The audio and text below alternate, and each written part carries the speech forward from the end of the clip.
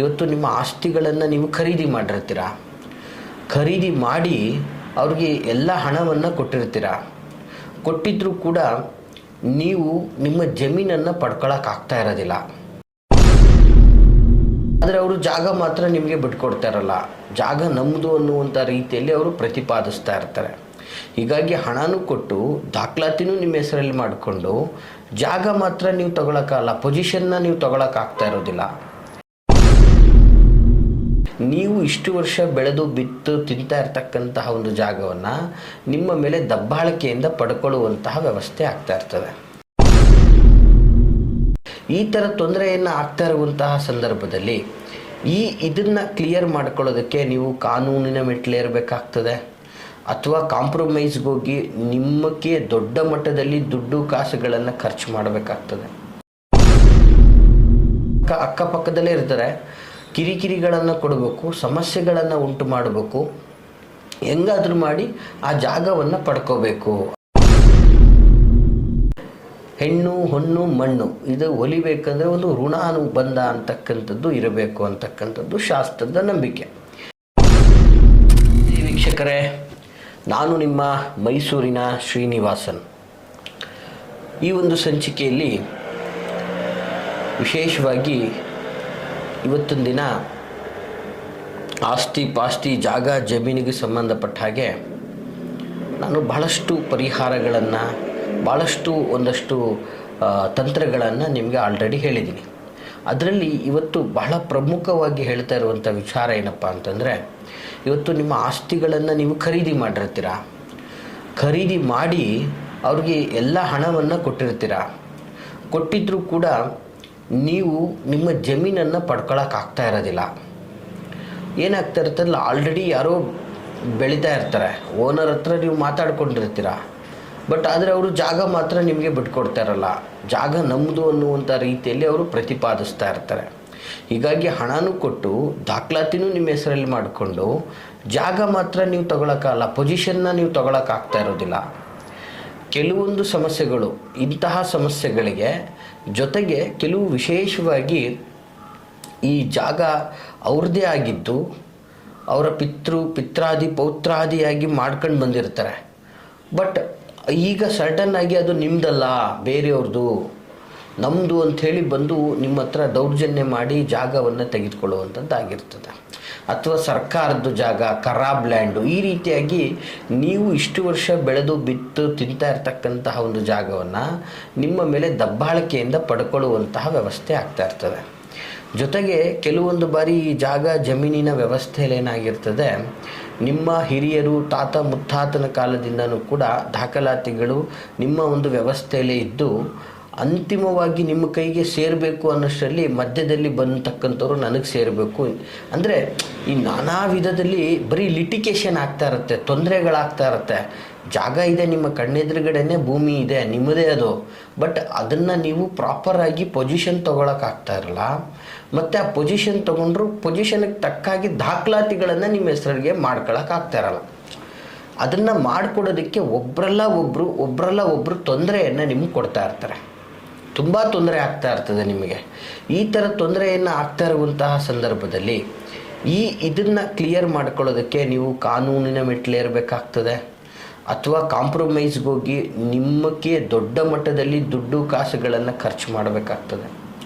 ಜೊತೆಗೆ ವಿಶೇಷವಾಗಿ ಇವತ್ತು ಈ ಜಾಗ ಜಮೀನು ಭೂಮಿ ವ್ಯವಸ್ಥೆ ಇವತ್ತು ದಿನೇ ಭೂಮಿಯ ಬೆಲೆ ಹೆಚ್ಚಿಗೆ ಆಗ್ತಾ ಇದ್ದಾಗೆ ಜನಗಳಿಗೆ ದೃಷ್ಟಿ ಬಿದ್ದುಬಿಟ್ಟಿದೆ. ಬರೀ ತೊಂದರೆಗಳನ್ನು ಕೊಡುವಂಥದ್ದು, ಅವ್ರದ್ದು ಅಲ್ಲ ಅಂದ್ರೂ ಅನ್ನೆಸೆಸರಿ ತೊಂದರೆ ಕೊಡುವಂಥದ್ದು. ಮತ್ತು ಆ ಜಾಗದಕ್ಕೆ ಇವತ್ತು ಅದನ್ನು ಪಡ್ಕೋಬೇಕು. ಇವತ್ತು ಸಹಜವಾಗಿ ಅವ್ರ ಅಕ್ಕಪಕ್ಕದಲ್ಲೇ ಇರ್ತಾರೆ, ಕಿರಿಕಿರಿಗಳನ್ನು ಕೊಡಬೇಕು, ಸಮಸ್ಯೆಗಳನ್ನು ಉಂಟು ಮಾಡಬೇಕು, ಹೆಂಗಾದ್ರೂ ಮಾಡಿ ಆ ಜಾಗವನ್ನು ಪಡ್ಕೋಬೇಕು ಅನ್ನುವಂಥದ್ದು. ಮತ್ತು ಪಕ್ಕದವನು ಮಾರಾಟ ಮಾಡ್ತಾ ಇರ್ತಾನೆ ಜಾಗವನ್ನು, ಅವನ ಕಷ್ಟ, ಅವನ ವೈಯಕ್ತಿಕ ಕಷ್ಟ, ಮತ್ತೊಂದು ಜಾಗವನ್ನು ಮಾರಾಟ ಮಾಡ್ತಾ ಇರ್ತಾನೆ, ಜಮೀನನ್ನು ಮಾರಾಟ ಮಾಡ್ತಾ ಇರ್ತಾನೆ. ಆದರೆ ಪಕ್ಕದಲ್ಲಿ ನಿಮಗೆ ಮಾತ್ರ ಕೊಡೋದಿಲ್ಲ ಅಂತಾರೆ. ಬೇರೆಯವ್ರಿಗೆ ಯಾರು ಬೇಕಾದ್ರೂ ಕೊಡ್ತೀನಿ, ನಿಮಗೆ ಮಾತ್ರ ಕೊಡೋದಿಲ್ಲ. ಯಾಕಂದ್ರೆ ಪಕ್ಕದಲ್ಲೇ ಇದೆ ನಿಮಗೆ, ಬಟ್ ನೀವು ಅದನ್ನು ತೊಗೊಂಡ್ರೆ ನಿಮ್ಗೆ ಅನುಕೂಲ ಆಗ್ತದೆ, ಬಟ್ ನಿಮಗೆ ಮಾತ್ರ ಕೊಡಲ್ಲ. ಈ ಥರದ ಒಂದಷ್ಟು ಕಿರಿಕಿರಿಗಳಾಗ್ತಾ ಇರ್ತದೆ. ಸೊ ಮತ್ತು ಕೆಲವೊಂದು ಈ ಒಂದು ತಂತ್ರದ ಪ್ರಕಾರ ನಿಮಗೆ ಆಸ್ತಿ ಇದೆ, ಅದನ್ನು ಮಾರಾಟ ಮಾಡೋಕ್ಕಾಗ್ತಾ ಇಲ್ಲ, ಯಾಕಂದರೆ ದಾಖಲಾತಿಗಳಲ್ಲಿ ಸಮಸ್ಯೆ ಉಂಟಾಗ್ತಾ ಇದೆ.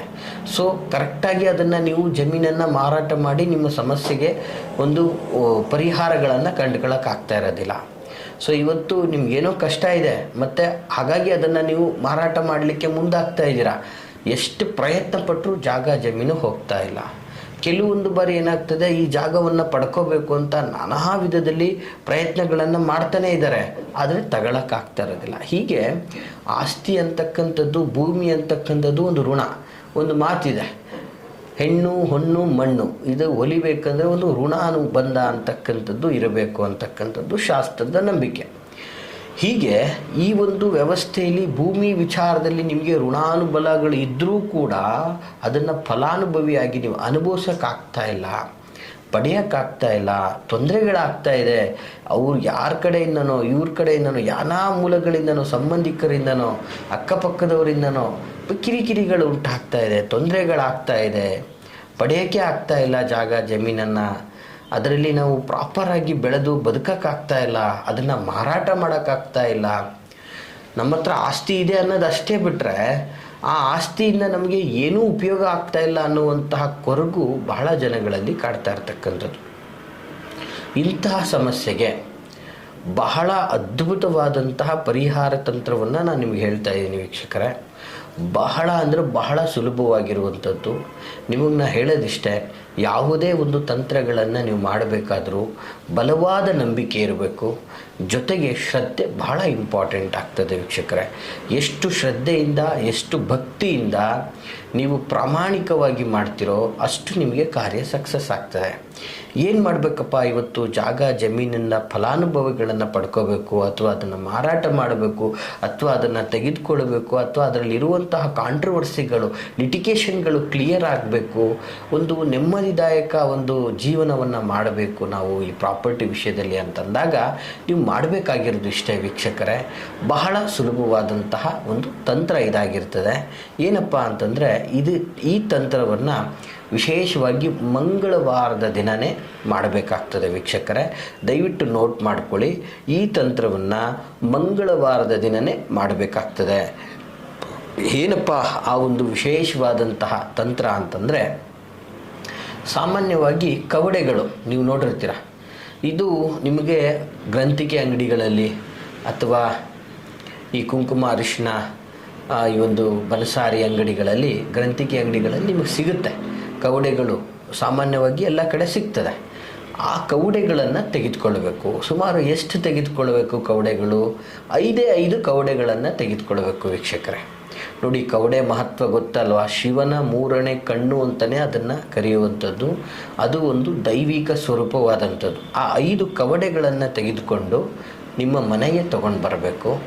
ನಂತರ ಅದನ್ನು ಸಂಪೂರ್ಣವಾಗಿ ಶುದ್ಧಿಗೊಳಿಸಿ, ಅಂದರೆ ಪೂಜೆಗೆ ಹಿಡಿದಿರ್ತಕ್ಕಂತಹ ಒಂದಷ್ಟು ಶುದ್ಧ ಗಂಗಾಜಲ ನೀರಿಂದ ಆ 5 ಕವಡೆಗಳನ್ನು ನೀಟಾಗಿ ತೊಳೆದು, ನಂತರ ಅದನ್ನು ನಿಮ್ಮ ಮನೆಯ ಸುತ್ತಮುತ್ತ ಇರತಕ್ಕಂತಹ ಯಾವುದಾದರೂ ಶಿವಾಲಯಕ್ಕೆ, ಅಂದರೆ ಶಿವನ ದೇವಸ್ಥಾನಕ್ಕೆ ತೆಗೆದುಕೊಂಡೋಗಿ ಅರ್ಚಕರ ಕೈಗೆ ಕೊಟ್ಟು ಲಿಂಗದ ಮುಂದೆ ಇಟ್ಟು ಅದನ್ನು ಪೂಜೆ ಮಾಡಿ ಕೊಡಿ ಅಂಥೇಳಿ ಪೂಜೆ ಮಾಡಿ ಅದನ್ನು ಪಡ್ಕೋಬೇಕು ತಾವು. ಸಾಮಾನ್ಯವಾಗಿ ಎಲ್ಲ ಶಿವಾಲಯಗಳಲ್ಲೂ ನೀವು ಇದನ್ನು ಮಾಡಿಕೊಡ್ತಾರೆ ಅರ್ಚಕರು.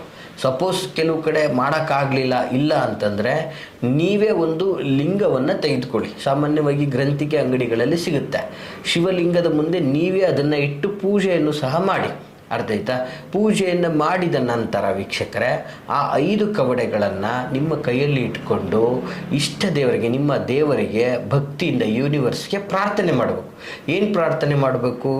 ನನ್ನ ಜಮೀನಿಗೆ ಬಂದಿರತಕ್ಕಂತಹ ಕಷ್ಟ ಸಂಕಷ್ಟಗಳು ದೂರ ಆಗಬೇಕು, ಲಿಟಿಗೇಷನ್ಗಳು ದೂರ ಆಗಬೇಕು, ಅಥವಾ ಆ ಜಾಗ ನನಗೆ ಸಿಗಬೇಕು, ನನಗೆ ನನ್ನ ಹೆಸರಿಗೇ ದಾಖಲಾತಿ ಆಗಬೇಕು, ಅಥವಾ ನನ್ನ ಜಮೀನು ಬೇಗ ಒಳ್ಳೆ ವ್ಯವಸ್ಥೆಗೆ ಸೇಲ್ ಆಗಬೇಕು.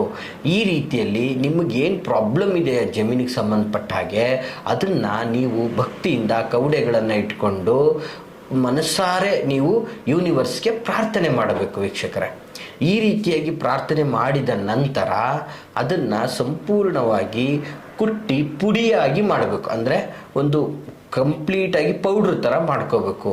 ಆ ಮಾಡಿದಂಥ ಪೌಡ್ರನ್ನು ತೆಗೆದುಕೊಂಡೋಗಿ ನಿಮ್ಮ ಜಮೀನು, ನಿಮ್ಮ ಜಾಗ ಏನಿದೆ ಅಲ್ಲಿ ಸಂಪೂರ್ಣವಾಗಿ ಅದನ್ನು ಕಂಪ್ಲೀಟ್ ಹಾಕ್ಬಿಡ್ಬೇಕು. ಎಲ್ಲಿ ಬೇಕಲ್ಲಿ ಹಾಕ್ಬೋದು, ಬಟ್ ಜಾಗದ ಮಧ್ಯಭಾಗ ಬ್ರಹ್ಮಸ್ಥಾನ ಅಂತ ಹೇಳ್ತೀವಿ, ಆ ಜಾಗದಲ್ಲಿ ಹಾಕಿದಾಗ ಶುಭ. ಹೀಗೆ ಅದನ್ನು ಹೋಗಿ ನಿಮ್ಮ ಜಮೀನಲ್ಲಿ ಹಿಂಗೆ ಎರಚ್ಬಿಟ್ಟು ಬಂದುಬಿಟ್ರೆ ವೀಕ್ಷಕರೇ, ಖಂಡಿತವಾಗಿಯೂ ಈ ಪವರ್ಫುಲ್ ಆದಂತಹ ತಂತ್ರದಿಂದ ನಿಮ್ಮ ಜಾಗ ಜಮೀನಿಗೆ ಸಂಬಂಧಪಟ್ಟ ಹಾಗೆ ನೀವು ಏನೆಲ್ಲ ಪ್ರಾರ್ಥನೆಯನ್ನು ಸಲ್ಲಿಸಿ ಮಾಡಿರ್ತೀರೋ ಅದೇ ರೀತಿಯಾಗಿ ನಿಮಗೆ ಅದ್ಭುತವಾದಂತಹ ಫಲ ದೊರಕುತ್ತೆ ಅಂತ ನಾನು ಹೇಳಲಿಕ್ಕೆ ಇಚ್ಛೆ ಪಡ್ತೀನಿ ವೀಕ್ಷಕರೇ. ಈ ಮಾಹಿತಿ ನಿಮಗೆ ಇಷ್ಟವಾಗಿದ್ದರೆ ಲೈಕ್ ಮಾಡಿ. ಹಾಗೆ ಯಾರೆಲ್ಲ ಈ ಥರದ ಸಮಸ್ಯೆಗಳಿಗೆ ಸಿಗಾಕೊಂಡು ಕಷ್ಟವನ್ನು ಅನುಭವಿಸ್ತಾ ಇರ್ತಾರೆ ಅವ್ರಿಗೆ ತಪ್ಪದೇನೆ ಈ ಒಂದು ವಿಡಿಯೋವನ್ನು ಶೇರ್ ಮಾಡಿ ಅಂತ ಹೇಳ್ತಾ, ನಾವಿರುವಂತಹ ವಿಳಾಸ ಮೈಸೂರಿನ ವಿಜಯನಗರ 2ನೇ ಹಂತ KD ಸರ್ಕಲಲ್ಲಿ ನಮ್ಮ ಕಚೇರಿ ಇರ್ತಕ್ಕಂಥದ್ದು. ನೀವು ನೇರವಾಗಿಯೂ ಸಹ ಬಂದು ನಮ್ಮನ್ನು ಭೇಟಿಯಾಗ್ಬೋದು. ನಿಮ್ಮ ಯಾವುದೇ ಸಮಸ್ಯೆಗಳಿದ್ದರೂ ಕೂಡ ನೀವು ವಿಡಿಯೋದಲ್ಲಿ ಕಾಣ್ತಾ ಇರತಕ್ಕಂತಹ ಸಂಖ್ಯೆಗೆ ಕರೆ ಮಾಡಿ ಮುಕ್ತವಾಗಿ ನಮ್ಮೊಟ್ಟಿಗೆ ಸಮಾಲೋಚನೆಯನ್ನು ಮಾಡ್ಕೋಬೋದು ಅಂತ ಹೇಳ್ತಾ, ಎಲ್ರಿಗೂ ಶುಭವಾಗಲಿ. ನಮಸ್ಕಾರ.